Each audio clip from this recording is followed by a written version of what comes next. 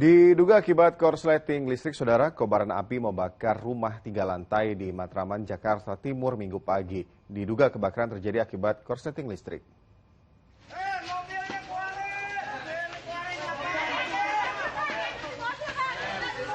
Panik.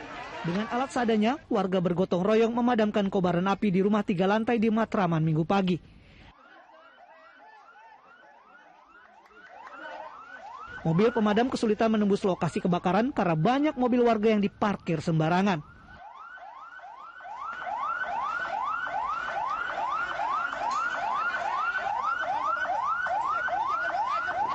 Petugas Sudin Penanggulangan Kebakaran dan Penyelamatan Jakarta Timur akhirnya berhasil memadamkan api setelah mengerahkan 15 unit mobil pemadam kebakaran. Sementara penyebab kebakaran masih diselidiki.